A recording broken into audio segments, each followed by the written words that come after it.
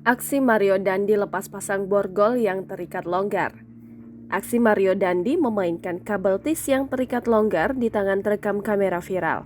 Pada video diunggah akun Twitter @kurawa, terlihat Mario Dandi mengenakan baju hitam dan celana pendek.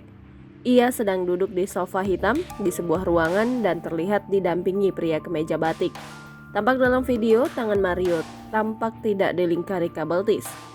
Kabel tis itu justru terlihat berada di atas meja. Mario pun kemudian mengambil dan mengenakannya sendiri ke tangannya.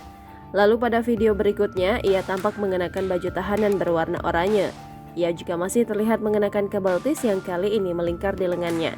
Di video yang sama, Mario Dandi sempat menyampaikan permintaan maaf ke keluarga David Ozora. Tersangka penganiayaan terhadap David Ozora itu mengaku menyesali perbuatannya. Namun saat menyampaikan hal itu, Mario Dandi terlihat senyum-senyum dan tidak tampak tertekan. Hal itu disampaikan Mario Dandi sambil terus tersenyum ke arah kamera. Mario Dandi juga mengaku sudah siap menjalani persidangan yang akan digelar di Pengadilan Negeri Jakarta Selatan.